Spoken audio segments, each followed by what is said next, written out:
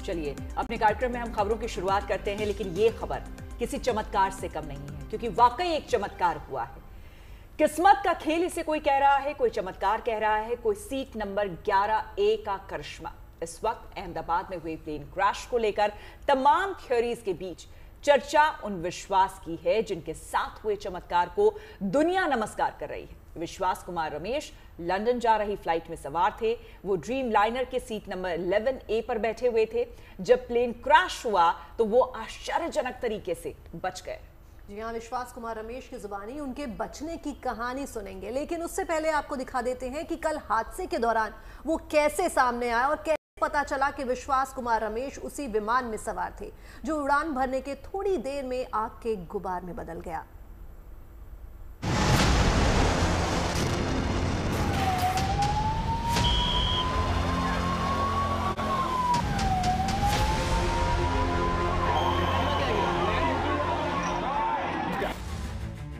चमत्कार होते हैं और एक बार फिर चमत्कार हुआ है। अहमदाबाद में हुए विमान हादसे में ऐसा चमत्कार हुआ है जिसे कोई किस्मत तो कोई ईश्वर की कृपा बता रहा है। आप तस्वीरों में जिस शख्स को चलते फिरते देख रहे हैं वो भी उसी विमान में सवार था जो हादसे का शिकार हुआ। गुजरात के अहमदाबाद से लंदन के गेटविक जा रहा एयर इंडिया का Boeing 787 Dreamliner plane AI-171 take off के तुरंत बाद क्रैश हो गया, जिसमें एकमात्र खुशकिस्मत यात्री रहे विश्वास कुमार नरेश, जो मूल रूप से द्वीप के रहने वाले हैं और रहते लंदन में हैं। हादसे के बाद उनका जो वीडियो सामने आया उसमें वो घटनास्थल के पास दिखाई पड़ रहे हैं। चेहरे पर जख्म के निशान हैं। वो जिस तरह चल रहे हैं उससे जाहिर होता है कि उनके पैर में चोट आई है। वीडियो में वे खुद ये बताते भी नजर आते हैं कि वो प्लेन के अंदर थे।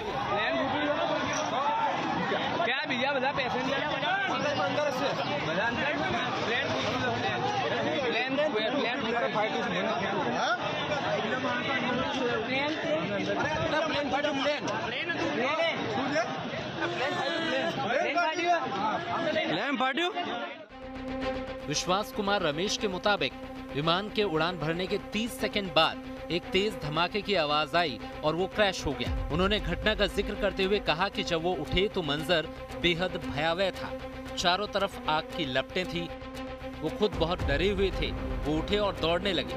विश्वास ने हादसे में खुद के बचने को करिश्मा बताया। साथ ही कहा कि उन्हें खुद भरोसा नहीं हो रहा कि वो हादसे में बच गए हैं। सड़क पर चलते नजर आए विश्वास कुमार रमेश को एम्बुलेंस में बिठाया गया और फिर अहमदाबाद के सिविल अस्पताल में इलाज के लिए भर्ती कराया गया। आज प्रधानमंत्री मोदी भी विमान हादसे में एकमात्र बचे विश्वास कुमार रमेश से मिलने अस्पताल पहुंचे और कल गृह मंत्री ने भी जाकर विश्वास से बातचीत कर उनका हाल जाना था। इस विमान में कुल मिलाकर 230 यात्री देश के और विदेश के और 12 क्रू मेंबर सवार थे। इसमें से एक यात्री का बचने का अच्छा समाचार मिला है। मैं उनको मिलकर आया हूं। इस हादसे में विश्वास कुमार रमेश ने जिस तरह अपनी जान बचाई उसके बारे में जानकर हर कोई इसे चमत्कार कह रहा है। विश्वास का जो बोर्डिंग पास सामने आया है उसके मुताबिक वो एयर इंडिया की फ्लाइट में सीट नंबर 11A पर बैठे थे। ये सीट विमान में इमरजेंसी एग्जिट के पास थी। ये बड़ा सा दरवाजा होता है। इस सीट पर बैठने वाले को खास निर्देश दिया जाता है। Air hostess before take off होने से पहले आती हैं और समझाती हैं कि उनकी क्या कर्तव्य है कि एग्जिट गेट होगा तो उनको सहयोग करना होगा, क्योंकि अगर जो भी क्रू आएगा उसको खोलने का प्रयास करेगा, क्योंकि वो लॉक होता है, उसको इतना आसानी से नहीं खुलता। वो उसके लिए वो क्रू ट्रेन होता है, वो आके उसको लॉक को खोलता है और फिर गेट खोलता है। तो लॉक, लेकिन ऐसा भी नहीं होता कि उसमें बहुत समय लगे। वो क्रू जो ट्रेन होते हैं वो मुश्किल से 10 या 15 सेकंड में उस लॉक को खोल देते हैं। तो जो सामने बैठा होगा निश्चित रूप से वो जो बैठा हुआ तो पहले तो पैनिक होगा, गेट क्यों खुल रहा है तो पैनिक हो सकता है। नंबर 2, उसको थोड़ी सी जो है सुविधा जैसे कहा जाए कि दिक्कत हो सकती है, परेशानी हो सकती है, उसको देखते हुए उसको वार्न किया जाता है कि होगा तो आप सहयोग करिएगा। तो इन गेट के पास जो लोग हैं निश्चित रूप से उनको बताया गया होगा, ब्रीफ किया होगा कि आप क्या करें। और लेकिन अगर आग लग रही है तो निश्चित रूप से गेट खोलना मतलब आप आग को निमंत्रित कर रहे हैं। तो वो गेट नहीं खोले जाएंगे। गेट वही खोले जाएंगे जो कि आपको आसानी से, सरलता से बाहर निकलने का मार्ग प्रदर्शन कर सकें। तो ये सब जो है बहुत जरूरी होता है कि कौन सा गेट खोलना है, कौन सा नहीं खोलना, क्योंकि पैनिक में आप कोशिश करते हैं कि भाई नहीं खोलिए, मैं यहाँ से कूद जाऊंगा। लेकिन कई बार जो है आप कूद सकते हैं, लेकिन आप सोच रहे कूद सकते हैं, लेकिन वो माहौल नहीं है कि आप कूद पाए। आप अपने पैर की हड्डियां तोड़ सकते हैं, अपना को घायल कर सकते हैं। इस भयावह हादसे में विश्वास कुमार रमेश के बच जाने को हर कोई करिश्मा ही मान रहा है। अहमदाबाद से अतुल तिवारी के साथ bureau report, good news today. तो विश्वास कुमार रमेश की जान जिस तरह से बची है वो खुद में किसी करिश्मे से कम नहीं है। उनके बहाने उनकी सीट नंबर 11A की भी चर्चा हो रही है और इस सीट को ज्यादातर यात्री ना पसंद करते हैं और कई बार तो ऐसा देखा गया है कि लोग इस सीट पर बैठना पसंद नहीं करते, लेकिन विश्वास कुमार रमेश के लिए ये सीट लकी साबित हुई है। और देखिए, हादसे के बाद विश्वास कुमार रमेश का इलाज अहमदाबाद के हॉस्पिटल में चल रहा है। उनकी हालत काफ़ी ठीक बताई जा रही है। वो खुद लोगों से बातचीत भी कर रहे हैं। चलिए उन्हीं के जुबानी सुनते हैं कि हादसे के ठीक पहले प्लेन में आखिर क्या हुआ था। सर ने पूछा कि कैसे हुआ, तो मैंने उसके बारे में बताया और सब हाल चाल पूछा सब। विश्वास, अगर हम जानना चाहें कि आप थोड़ा सा बता पाएं कि ये हादसा कैसे हुआ था, क्योंकि ये एक बड़ा चमत्कार है जिस तरीके से आप वहाँ से इकलौते ऐसे शख्स हैं जो जिंदा बचे। वो मेरे नज़रों के सब सामने हुआ था। मेरे खुद को भी बिलीव नहीं होता कि मैं कैसे उसमें से जिंदा बाहर निकला, क्योंकि थोड़ा टाइम लिए के तो मेरे को लगा था कि मैं भी मरने वाला हूँ, लेकिन जब मेरी आँख खुल के मैं देखा ना तो मुझे लगा मैं जिंदा हूँ। तो मैंने ट्राई किया, जब मेरी सीट थे वो मेरी बेल्ट निकाला, मैंने वो ट्राई किया जहाँ से निकल सकता वहाँ से, तो मैं निकल गया वहाँ से। मेरे नज़रों के सामने एयर होस्टल और दूसरे आंटी अंकल सभी उसमें मैच हो गए थे सभी।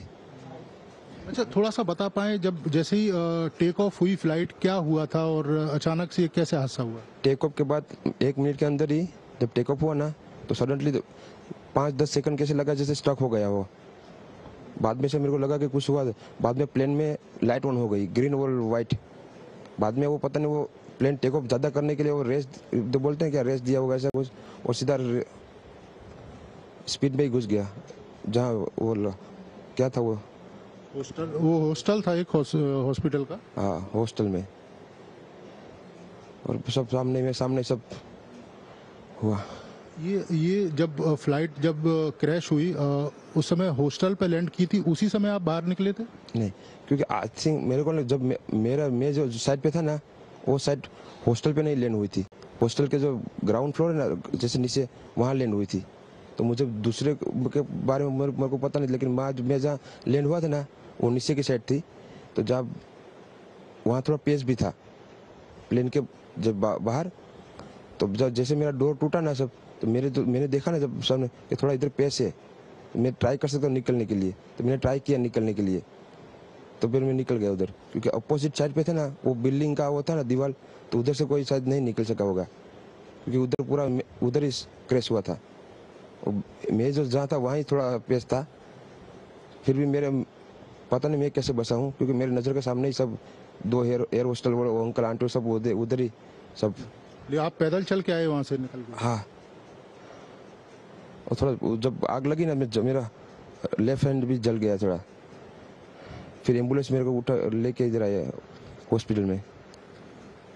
अभी इलाज वगैरह कैसा हो रहा है? अभी कैसा फील कर रहे हैं आप? इलाज बहुत अच्छा है, यहाँ के लोग बहुत सपोर्टिंग है, बहुत अच्छा इलाज कर रहे हैं सब।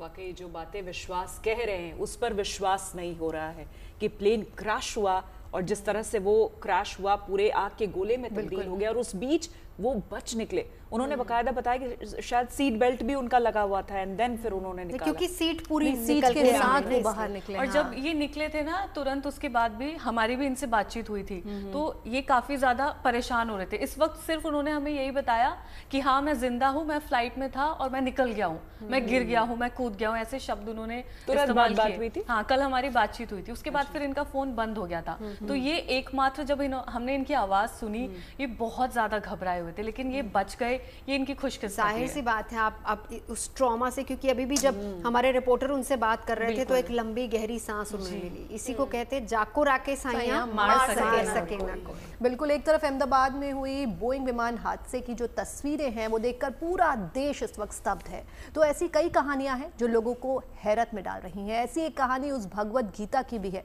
जो खाक हो चुके विमान में भी सुरक्षित रह गई।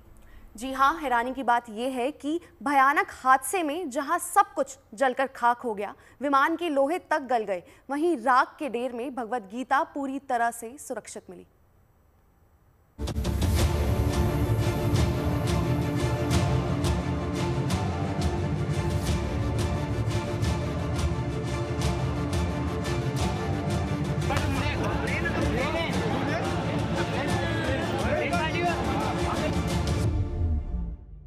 अहमदाबाद में एयर इंडिया बोइंग 787 ड्रीमलाइनर विमान हादसे ने लोगों की संवेदना को भीतर तक झकझोर दिया है।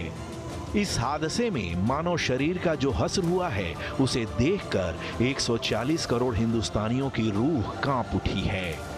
Highly inflammable 1.25 lakh litre air turbine fuel का एक झटके में आग के गोले में तब्दील हो जाना विमान में सवार लोगों के लिए मौत से पहले कितना पीड़ादायक रहा होगा, इसकी कल्पना से भी मन विचलित हो रहा है। 200 से ज्यादा लोग इस कदर जल गए हैं कि उनकी शिनाख्त के लिए डीएनए टेस्ट की जरूरत आन पड़ी है। लेकिन इसी दर्दनाक हादसे के दौरान कुछ ऐसे चमत्कार भी हुए हैं जो विचलित मन के घुप अंधेरे में विश्वास का दिया बनकर डूबती सांसों का सहारा बन रहे हैं। इस हादसे में 40 साल के रमेश विश्वास कुमार का जिंदा बच जाना लोगों को असीम परमात्मा की ओर उम्मीद भरी निगाहों से देखने की प्रेरणा दे रहा है।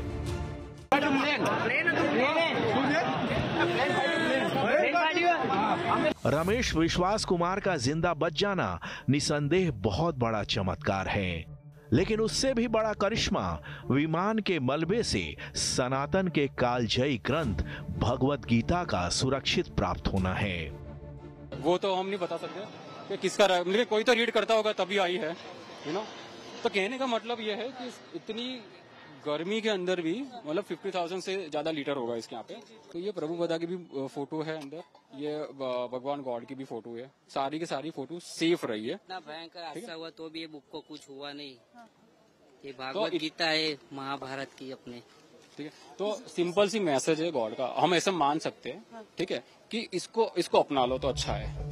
वाकई ये ईश्वरीय चमत्कार है। विशेषज्ञ मानते हैं कि बोइंग 787 ड्रीमलाइनर विमान में जब विस्फोट हुआ होगा तो करीब 2000 डिग्री सेल्सियस का तापमान पैदा हुआ होगा। 2000 डिग्री सेल्सियस के तापमान में लोहा भी पूरी तरह पिघल जाता है, लेकिन इतने ज्यादा तापमान में स्वयं भगवान कृष्ण की साक्षात वाणी मानी जाने वाली भगवत गीता कैसे इतनी सुरक्षित बच गई है कि इसमें इस्कॉन के संस्थापक प्रभुपाद से लेकर भगवान कृष्ण और गौरांग महाप्रभु तक की तस्वीरें ज्यों की त्यों हैं।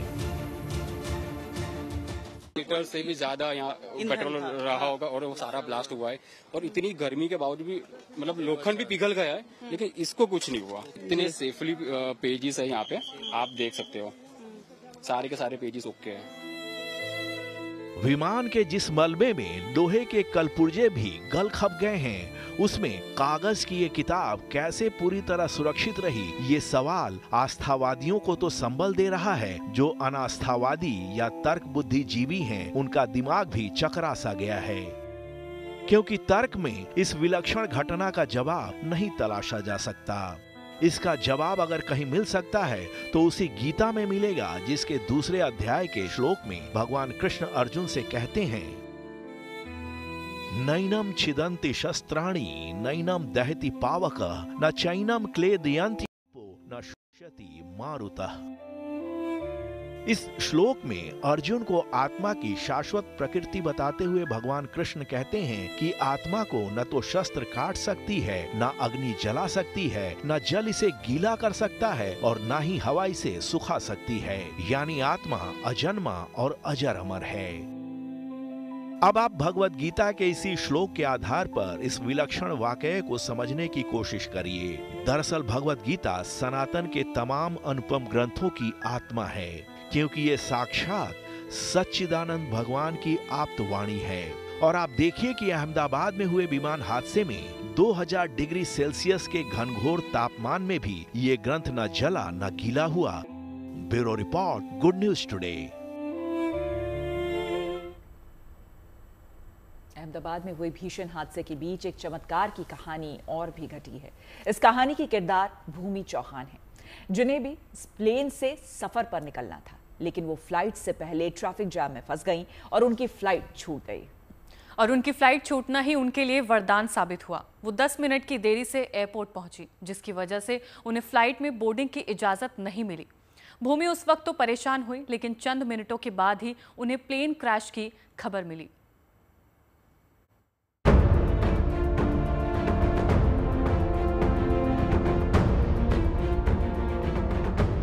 अहमदाबाद प्लेन क्रैश में रमेश कुमार विश्वास का बच जाना जहां करिश्मा है, तो वहीं भूमि चौहान वो हैं जिन्हें किस्मत ने बचा लिया।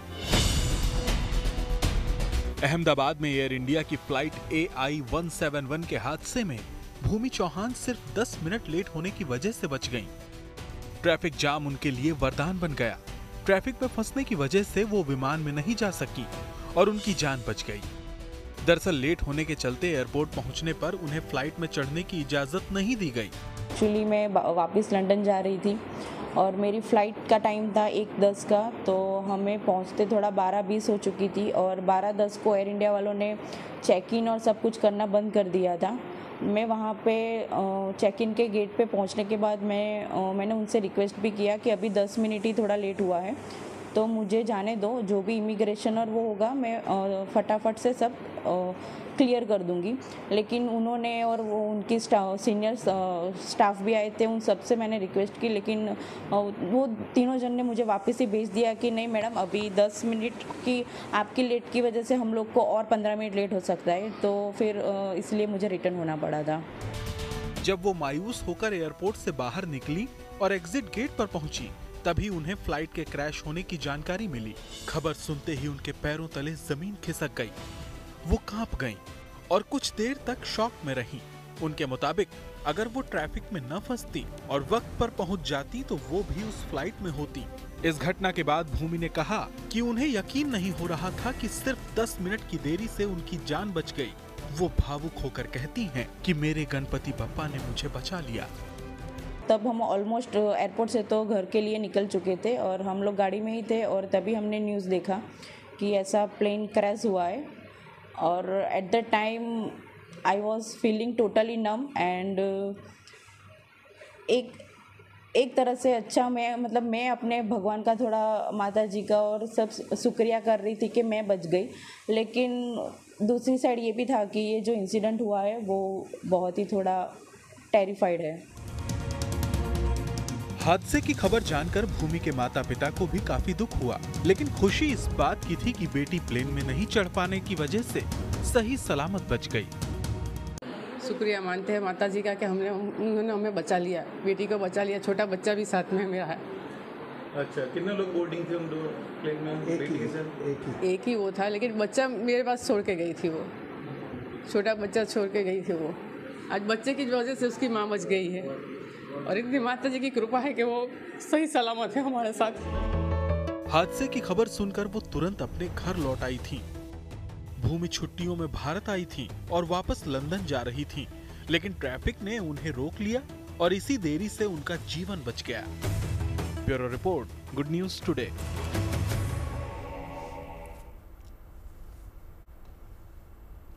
ये भी एक चमत्कार ही है जी। और इसके बाद इन्होंने बप्पा का शुक्रिया भी किया। और ये खुद बता रही हैं कि जिस वक्त ये वापस आ रही थी, पहले तो जब गई एंटर हुई 10 मिनट की देरी से, जैसे फ्लाइट छूट गई, जैसे एग्जिट गेट पे पहुंची और इनको पता चला, और उसके बाद ये खुद शॉक्ड थी। किस्मत बहुत बड़ा रोल प्ले करती है। आप देखिए, विश्वास हो या फिर वो भूमि, मतलब वो कितने अपने आप को खुशकिस्मत समझ रहे होंगे इस पूरे हादसे के बाद। और भूमि के साथ जो कुछ हुआ वो इस वक्त बापा का शुक्रिया कर रही हैं। उनके मन में क्या चल रहा है, हमारे संवाददाता ने खुद बात की है, आप भी सुनिए। अहमदाबाद प्लेन क्रैश में भरूच के भूमि चौहान जो फ्लाइट 10 मिनट की दूरी से फ्लाइट लेट होने से बोर्डिंग नहीं हो पाए, आज वो महसूस कर रहे हैं कि जैसे उनका पुनर्जन्म हुआ है। आइए उनसे जानते हैं पूरी वाकया क्या है और क्या हुआ था उनके साथ। तो मुझे क्या हुआ था? कल आपकी फ़्लाइट थी जो लंदन की, और आप 10 मिनट की दूरी से फ़्लाइट को अटेंड नहीं कर सके। वो हम लोग थोड़ा बाहर, मतलब 1:10 की फ़्लाइट थी और 12:10 को मैक्सिमम उन लोगों का गेट बंद हो जाता है और हमें वहाँ पे पहुँचते ही 12:20 हो गया था। तो मतलब 10 मिनट की लेट पहुँची थी, उसकी वजह से मैं फ़्लाइट पे चेक इन ही नहीं कर पाई और उन लोगों ने मुझे वापस ही भेज दिया, तो इस वजह से मेरी फ़्लाइट मिस हो चुकी थी। 10 मिनट हमें थोड़ा रास्ते में ट्रैफिक, और मतलब 10 मिनट से ज़्यादा ट्रैफिक तो हमको बीच में हुआ था, लेकिन यही सब रीज़न की वजह से मैं 10 मिनट लेट पहुंची थी वहाँ पे। बस फ़्लाइट मिस हो जाने से आपको कैसा लगा था? At the time flight miss हो जाने से तो यही था कि हम थोड़ा जल्दी आ जाते और मेरी फ़्लाइट मिस ना हो जाती, क्योंकि ऑलरेडी ये इतना हमारा चार्जेस लेके हम जो फ़्लाइट खरीदे तो वो थोड़ा हुआ था एट द टाइम, लेकिन अब तो जो भी हो वो अच्छा ही हुआ है। हादसे के बारे में आपको कब पता चला? हम लोग एयरपोर्ट से निकल के घर आ रहे थे वापस, तो उसी टाइम पे हमको गाड़ी में पता चला कि जो मैं ट्रैवल करने वाली थी तो वही फ़्लाइट में ऐसा इंसिडेंट हुआ है। उसके बाद आपको कैसा फील हो रहा था? उस टाइम पे तो मुझे लगा था कि जो हुआ मेरे साथ वो तो बहुत अच्छा हुआ, कि मेरे कुछ गुड इंडीड रहे होंगे, उसकी वजह से मेरी लाइफ तो एटलीस्ट बच गई। लेकिन सेकंड थिंग ये भी है कि जो हुआ है टोटली वो तो ऑलमोस्ट बहुत ही टेरिफाइड इंसिडेंट है कि इतने सारे लोगों की जान चली गई है। तो बस ये तो वैसे तो ये इतना अच्छा इंसिडेंट है ही नहीं, और ये सब जो जिन लोगों ने जान गई है उन सबको बस भगवान की आत्मा उनको शांति दे, बस यही मेरी मन का वो है। भरूच से ये थे भूमि चौहान जी, जो फ्लाइट 10 मिनट की देरी से बच जाने से उनका आज पुनर्जन्म हुआ है, ऐसा उनका मानना है। विक्की जोशी, भरूच। देखिए, वैसे विमान हादसों में बचना किसी चमत्कार से कम नहीं होता, लेकिन अगर किसी की किस्मत में ज़िंदगी लिखी है तो फिर मौत उसे छू भी नहीं सकती। अहमदाबाद में हुए विमान हादसे में एक शख्स बाल बाल बच गया, लेकिन खतरनाक विमान हादसों से बचने का ये कोई पहला मामला नहीं है। हम आपको रूबरू करवाते हैं कुछ ऐसे मुसाफिरों से जिन्होंने विमान हादसों में मौत को मात दी है।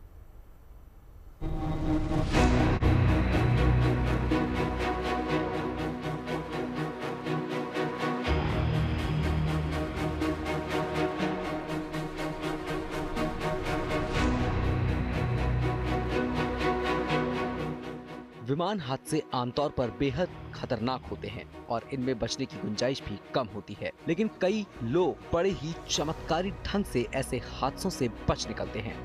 अहमदाबाद में हुए विमान हादसे में 250 से ज्यादा लोगों ने अपनी जान गंवा दी, लेकिन इसी बीच एक शख्स इस हादसे से सही सलामत बच निकला। रमेश विश्वास कुमार भी अहमदाबाद से लंदन जाने वाली फ्लाइट में सवार थे। एयर इंडिया का ड्रीम लाइनर विमान अचानक नीचे गिर गया और रमेश विश्वास कुमार ने इमरजेंसी गेट से छलांग लगाकर अपनी जान बचाई।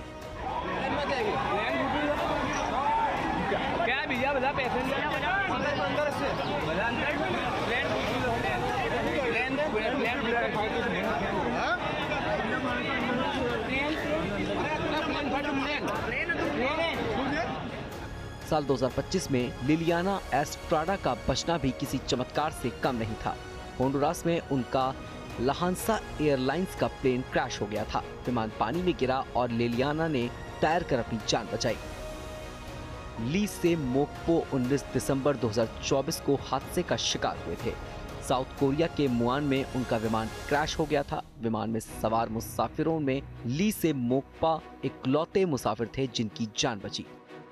ऐसे ही रुबेन वान असौफ का विमान 2010 में लीबिया के त्रिपोली में दुर्घटनाग्रस्त हुआ था। अफ्रीकिया एयरवेज का ये विमान भयानक हादसे का शिकार हुआ था। विमान में सवार मुसाफिरों में से सिर्फ रुबेन ही जिंदा बचे।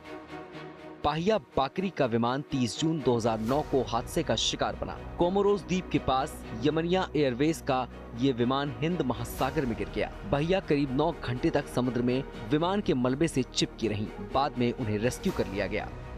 एनेट हर्फकेन्स 1992 में वियतनाम में विमान हादसे का शिकार बने। उनका 25 सीटर प्राइवेट विमान जंगलों में क्रैश हो गया। एनेट ने जंगलों में किसी तरह 8 दिन बिताए, जिसके बाद उन्हें रेस्क्यू कर लिया गया। वेस्त्रा वुलोविक का प्लेन 26 जनवरी 1972 को स्टॉकहोम में क्रैश हो गया था। हादसे के बाद वेस्त्रा करीब 33,000 फीट की ऊंचाई से जमीन पर गिरी। विमान जंगल में क्रैश हुआ था, लिहाजा वेस्त्रा ने घने जंगलों में कई दिन बिताए और फिर जज्बे से खुद को बचा लिया। इसी तरह जूलियन कोयोप्के का जज्बा भी मिसाल बन गया। 1971 में उनका लैंसा फ्लाइट का विमान पेरू में क्रैश हो गया था। जूलियन 10 दिनों तक जंगलों में रहीं और फिर नदी पार करके सुरक्षित जगहों पर पहुंची। जाहिर है भयानक हादसों में इन लोगों का बचना किसी चमत्कार से कम नहीं है। Bureau report, good news today.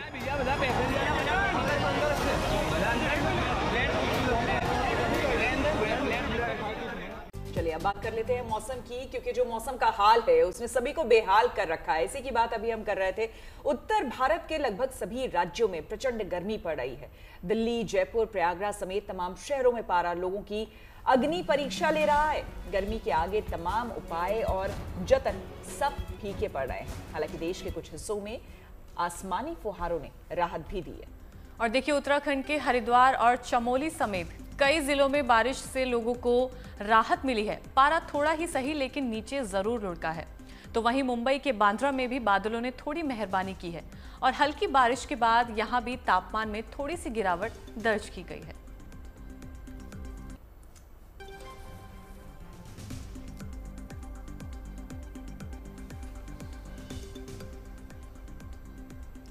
देखिए, राजधानी दिल्ली वालों को तो फिलहाल इंतजार है, हमारे लिए तो अभी फिलहाल अंगूर खट्टे। इस तस्वीर के साथ ही थोड़ा सा सुकून ले लेते हैं। लेकिन खबर है कि 7 से 10 दिन पहले शायद दिल्ली एनसीआर में मॉनसून दस्तक दे सकता है। और मौसम विभाग ने कहा है कि मॉनसून ने दक्षिण भारत में लगभग 10 दिन के ब्रेक के बाद फिर से रफ्तार पकड़ ली है। जी हाँ, इसके बाद 19 जून से 25 जून के बीच मॉनसून पश्चिमी उत्तर प्रदेश, दिल्ली, हरियाणा, पंजाब और उत्तर पश्चिम भारत के अन्य हिस्सों में प्रवेश करेगा। आमतौर पर दिल्ली में मॉनसून की बारिश 30 जून से शुरू होती है, लेकिन इस बार मौसम विभाग के अनुसार बारिश के शुरुआती संकेत अभी से मिलने लगे हैं। मॉनसून अब तक कहां पहुंचा है, तो आने वाले 2 दिन तक मॉनसून विदर्भा, उड़ीसा और बंगाल तक जो है उसकी पहुंचने की उम्मीद है। 2 दिन तक वो उन राज्यों को कवर करेगा। लेकिन अगर बात उत्तर भारत की जाए तो उत्तर भारत में अभी थोड़ी सी देरी जो है वो दर्ज की जा रही है। मौसम विभाग के अनुसार अभी मॉनसून हालांकि जल्द दस्तक, जो एक डेट है दिल्ली में मॉनसून के दस्तक देने की, वो 25 से 27 जून है। लेकिन इस बार अनुमान है कि जैसे केरल में मॉनसून ने अपने समय, जो तय समय था उससे पहले 10 दिन पहले ही दस्तक दिया था, उसी तरीके का अनुमान है कि दिल्ली एनसीआर में और उत्तर भारत के राज्यों में भी जो है मॉनसून जल्द दस्तक देगा। लेकिन फिलहाल अभी किसी तरीके की राहत मॉनसून की दिल्ली में या फिर अन्य राज्यों में नहीं देखी जा रही। लेकिन दक्षिण भारत हो या फिर आपका ईस्ट साइड हो पूरा भारत का, वहां पर मॉनसून दस्तक दे चुका है और धीरे धीरे आगे राज्यों की तरफ बढ़ रहा है। लेकिन आज अगर दिल्ली की बात की जाए तो दिल्ली में जिस तरीके से एक वेस्टर्न डिस्टर्बेंस शाम तक एक्टिव होता नजर आएगा, जिसकी वजह से तेज धूल भरी आंधी भी नजर आएगी। अब जहाँ की खबर मैं आप लोगों को दिखाने वाली हूँ, देखते ही आपके मुंह से सिर्फ एक आवाज निकलेगी, हाय हाय गर्मी। फिलहाल तो वो यहाँ भी निकल रही है, क्योंकि राजस्थान लेकर चलना है। यहाँ भी मौसम ने हाल बेहाल कर रखा है। दिन के समय में तपिश और हीट वेव का असर है, तो उमस भरी गर्मी के बीच यहाँ रात गुजारना मुश्किल हो रखा है। तो चलिए सीधे आपको राजस्थान की राजधानी जयपुर लिए चलते हैं। यहाँ से हमारी संवाददाता रिदम जैन ज्यादा जानकारी दे रही है। राजस्थान में मौसम का हाल कुछ इतना बेहाल हो चुका है कि सूरज की तपिश बिल्कुल राहत नहीं देने वाली है। आने वाले 2 दिनों में भी ये मौसम बढ़ता चला जाएगा और लू की चपेट में सब लोग रहेंगे।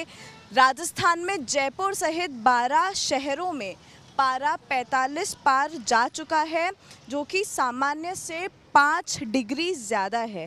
मैं आपको ये भी बता दूं कि पिछले 24 घंटे में 0.8 डिग्री टेम्परेचर में बढ़ोतरी हुई है।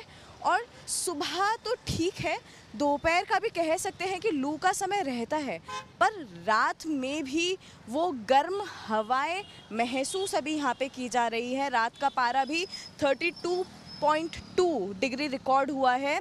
और अगर मैं पूरे राजस्थान की बात करूँ तो यहाँ पे श्री गंगानगर में 47.8 डिग्री और चूरू में 46.2 डिग्री टेम्परेचर्स रिकॉर्ड हुए हैं। हाँ, वो बात अलग है कि आने वाले समय में मौसम विभाग का कहना है कि बारिश हो सकती है। राजस्थान के 25 शहरों में आंधी और बारिश का अलर्ट है, पर क्या ये बारिश एक बार फिर जैसे वेस्टर्न डिस्टर्बेंस की वजह से सिर्फ मौसम में राहत लेके आएगी या फिर मॉनसून की वो दस्तक होगी, ये एक बड़ा सवाल है। क्योंकि गर्मी से अब मिड जून आ गया है, सब इतना ज़्यादा परेशान हो चुके हैं कि हर कोई सिर्फ और सिर्फ मॉनसून का इस समय पे इंतज़ार कर रहा है। आने वाले 3 दिनों में देखना है कि किस तरीके से मौसम में बदलाव आता है, क्या राहत मिलती है। 2 से 3 डिग्री मौसम में गिरावट की, टेम्परेचर में गिरावट की बात मौसम विभाग ने अभी कही है, पर ये सवाल है कि क्या वो मॉनसून की दस्तक होगी या नहीं। कैमरामैन मनोज के साथ रिदम जैन। देखिए, इंतज़ार हम सभी को है। दिल्ली में हमें मानसून और बारिश का इंतज़ार है, तो उधर राजस्थान में आपको रिदम बता रही थी कि वहाँ भी लोगों को इंतज़ार है। बारिश के मौसम में राहत तो मिलती है, लेकिन मुंबई की लाइफलाइन कही जाने वाली लोकल ट्रेनें प्रभावित भी होती हैं। लेकिन इस बार इस समस्या को लेकर वेस्टर्न रेलवे ने खास प्लान तैयार किया है ताकि मानसून के दौरान बारिश से लोकल ट्रेनें प्रभावित ना हों। देखिए, क्योंकि बारिश के बाद जल भराव से मुंबई की लोकल ट्रेन की रफ्तार पर ब्रेक लग जाता है। ऐसे में इस बार मॉनसून से पहले ही वेस्टर्न रेलवे ने जल भराव और पेड़ों से ट्रैक बाधित होने वाली सभी समस्याओं का समाधान ढूंढ निकाला है। इसी को लेकर मुंबई में हमारे संवाददाता धर्मेंद्र दुबे ने वेस्टर्न रेलवे के पीआरओ विनीत अभिषेक से खास बातचीत की। आप भी सुनिए। कितनी भी बरसात हो जाए, वेस्टर्न रेलवे थमेगी नहीं। हमारे साथ इस समय वेस्टर्न रेलवे के chief PRO mister Vineet Abhishek ji हैं, जिनसे बातचीत करेंगे। सर, खबर ये है कि 10 बड़े जुगाड़ आप लोगों की तरफ से बनाए गए हैं इस बार बारिश को निपटने के लिए, क्या कहेंगे? बहुत बहुत शुक्रिया। बिल्कुल, देखिए, पिछली मानसून में भी इतनी बारिश हुई थी पिछले साल की मानसून में, और आप सबकी दुआ से पश्चिम रेलवे की ट्रेन मानसून के कारण एक बार भी नहीं रुकी। और ये दर्शाता है कि हम कितना प्रायोरिटी देते हैं मानसून की, जो हमारी प्रिपरेशन होती है हमारे रेलवे नेटवर्क की। और पिछले साल से इस साल के मानसून शुरू होने तक भी हमने फिर और भी पिछले साल के मुकाबले और भी बेहतर तैयारियां करके रखी हैं। जो हमारे वाटर के आउटलेट्स हैं, जो हमारे ट्रैक्स हैं, उनकी क्या कंडीशन है। तो एक तो हम सबसे पहले ड्रोन सर्वे करते हैं। ड्रोन से हम एंटायर नेटवर्क का सर्वे करते हैं, जिससे हमें एक लेखा जोखा मिल जाता है कि कहाँ पे क्या सिचुएशन है। इसके बाद जो है हमारे जो कल्वर्ट्स होते हैं और जो हमारे ड्रेन्स होते हैं, उसकी क्लीनिंग ये बहुत ज़रूरी है। तो हमने इस साल पिछले मानसून से इस मानसून तक 58 कल्वर्ट्स और मोर देन 55 किलोमीटर्स जो हमारे ड्रेन्स हैं, उसकी पूरी सफाई की हमने, डीसिल्टिंग किया हमने।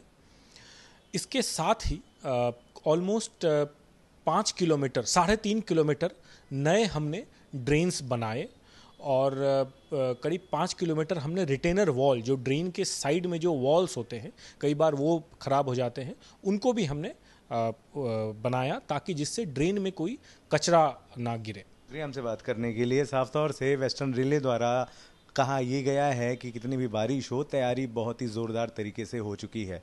वीडियो जर्नलिस्ट मंदार चौहान के साथ Dharmendra Dubey, good news today, Mumbai. देखिए, फिलहाल दिल्ली एनसीआर में तो मौसम गर्म है। हाल फिलहाल में कहा जा रहा है कि थोड़ी बहुत आंधी तूफान आएगा, हल्की फुल्की बारिश हो सकती है, लेकिन गर्मी फिर भी रहेगी। तो ऐसी गर्मी में अपना ख्याल रखना बहुत ज़रूरी है। और राजधानी दिल्ली में मौसम विभाग ने वर्कशॉप के जरिए रेहड़ी पटरियों पर काम करने वाले लोगों को हीट वेव और भीषण गर्मी से बचने के टिप्स दिए हैं, क्योंकि ग्राउंड जीरो पर काम करने वाले लोग रोजाना घंटों धूप में काम करते हैं, इसलिए जरूरी है कि गर्मी का उनकी सेहत पर कोई असर न पड़े। ऐसे एक अनोखा कार्यशाला का आयोजन किए हैं, जिसमें भारत मौसम विज्ञान विभाग, ग्रीन पीस और दिल्ली शहर का बहुत सारे workers association, street vendors association, rickshaw pullers association, charitable association इसमें भाग ले रहे हैं। लक्ष्य यही रहा कि कैसे हम विज्ञान का जो प्रयोग है हीट वेव के बारे में लोगों के पास पहुंचा जाए। आज भारत मौसम विज्ञान विभाग ऐसी स्थिति में है जबकि हीट वेव या लू के बारे में जानकारी दे सकते हैं अगले 5 दिन के लिए, 7 दिन के लिए।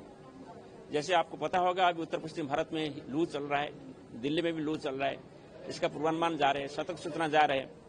सो ये जो कार्यशाला हो रहा है इसमें सभी व्यक्ति विशेष, एसोसिएशन के मेंबर्स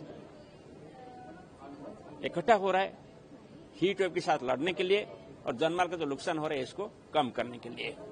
हर व्यक्ति इसमें जो शामिल है वो एक मैसेंजर है हीट वेव का वार्ता लेकर दूसरे लोगों के पास पहुंचाने के लिए।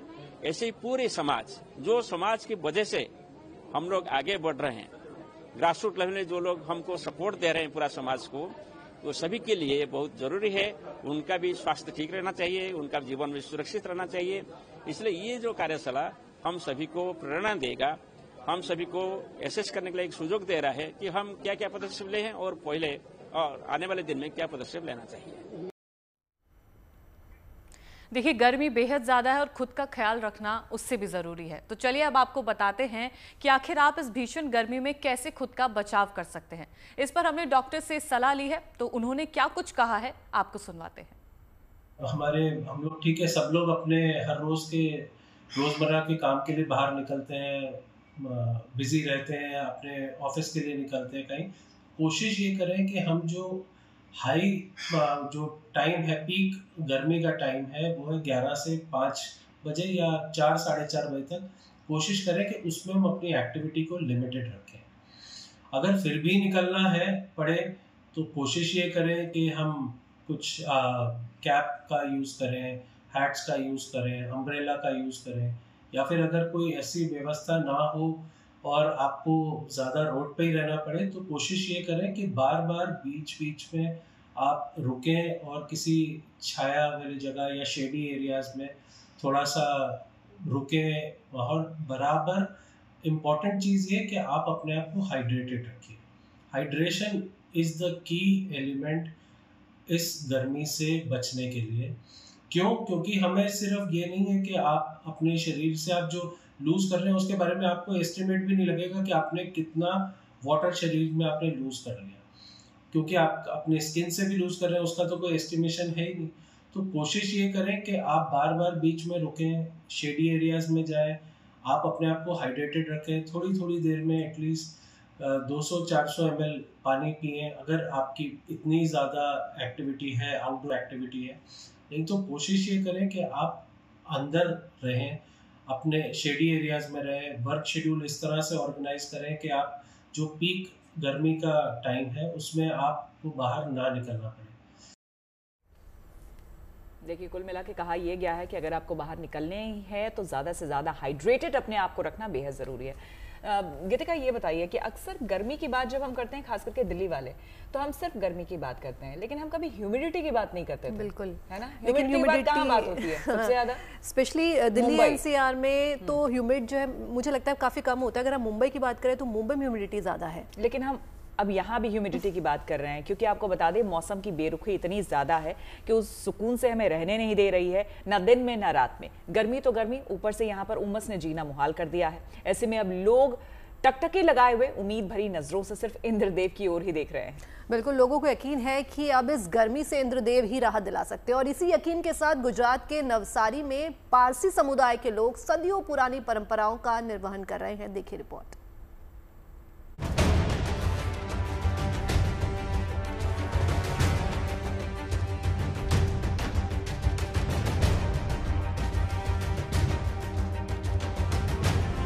तेज धूप और चिलचिलाती गर्मी से बचने के लिए लोग तमाम जतन कर रहे हैं।